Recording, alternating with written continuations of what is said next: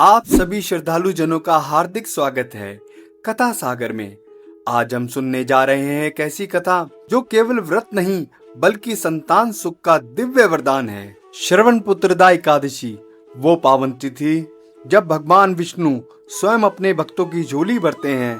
तो आइए श्रवण एकादशी की चमत्कारी कथा को श्रद्धा और भक्ति से सुनते हैं। यह कथा द्वापर युग की है। महिष्मती नाम की एक समृद्ध नगरी थी जिसके राजा थे महीजित, प्रजावत्सल, धर्मपरायण, न्यायप्रिय और सत्यनिष्ठ। उनके राज्य में कोई दुखी नहीं था सिवाय स्वयं राजा के। मेरे पास सब कुछ है, राज्य, वैभव, सम्मान, पर एक अभाव है जो मुझे भीतर से तोड़ता है। मेरे जीवन में संतान नहीं है। हे ईश्वर, ये रिक्तता कब भरेगी?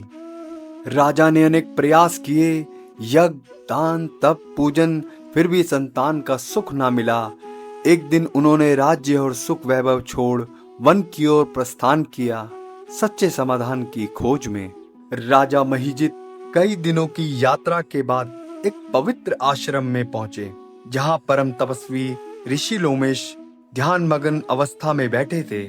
वातावरण पूरी तरह शांत और दिव्य था। राजा ने मुनिवर को देखा। श्रद्धा से अभिभूत होकर वो उनके समीप गए, दोनों हाथ जोड़कर प्रणाम किया। हे मुनिवर, मैं अत्यंत पीड़ित हूँ। मेरे जीवन में सब कुछ है पर संतान का सुख नहीं।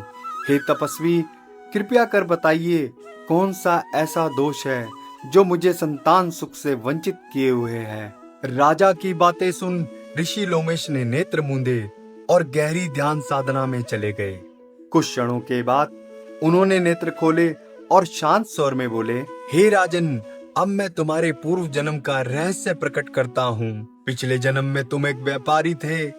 एक स्थान से दूसरे स्थान पर व्यापार करने के लिए गए और तुम्हें प्यास लगी और तुम एक जलाशय के निकट पहुँचे। उसी स्थान पर एक तत्काल की ब्याही हुई प्यासी गौ जल पी रही थी। तुमने उस प्यासी गौ को वहां से हटाकर स्वयं जल पीने लगे। उस अधर्म का परिणाम है कि इस जन्म में तुम्हें संतान सुख प्राप्त नहीं हो रहा। हे मुनिवर, क्या उस पाप का कोई प्रायश्चित है? हाँ राजन, श्रवण मास के शुक्ल पक्ष की एकादशी को पुत्रदा एकादशी कहते हैं। उस दिन भगवान विष्णु का व्रत करो, उपवास रखो, रात्रि में जागरण करो और श्रद्धा से पूजन करो, तब तुम्हें संतान की प्राप्ति अवश्य होगी। ऋषि लोमेश से यह उपाय सुनकर राजा महीजित ने श्रद्धा से उन्हें प्रणाम किया, फिर हृदय में नई आशा लेकर वापस अपने महल लौटे।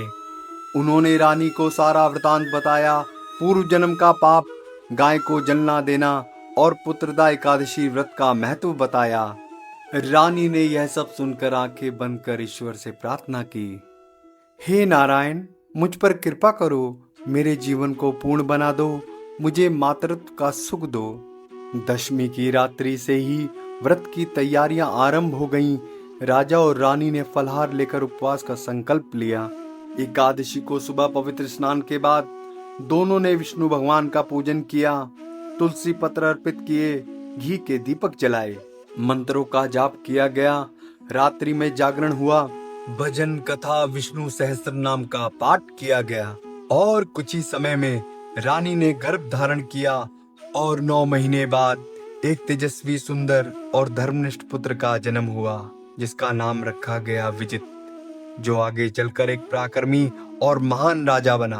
हे भगवान विष्णु, जैसे आपने राजा और रानी की मनोकामना पूरी की, वैसे ही हम सभी भक्तों की भी इच्छाएं पूरी कीजिए। हमारे जीवन में खुशियां, संतान सुख और शांति का आशीर्वाद दीजिए। बोलिए प्रेम से विष्णु भगवान की जय। श्रवण पुत्रदा एकादशी सिर्फ एक व्रत नहीं बल्कि विश्वास, आस्था और ईश्वर की कृपा का जीवित प्रमाण है। जो इस दिन व्रत करता है, श्रवण करता है, रात्रि का जागरण करता है, उसे संतान सुख और प्रीति, शांति और विष्णु लोक की प्राप्ति होती है। यहाँ तक कि कथा सुनने मात्र से भी पापों का नाश होता है। प्रिय भक्तों, श्रद्धा और संयम से किया गया हर व्रत जीवन में आश्चर्यजनक बदलाव ला सकता है। भगवान विष्णु सच्चे मन से पुकारने पर कभी किसी को निराश नहीं करते। अगर आपको भी यह कथा भावस्पर्श लगी हो तो कथा सागर को सब्सक्राइब करें, वीडियो को लाइक करें और कमेंट में लिखें ओम नमो भगवते वासुदेवाय।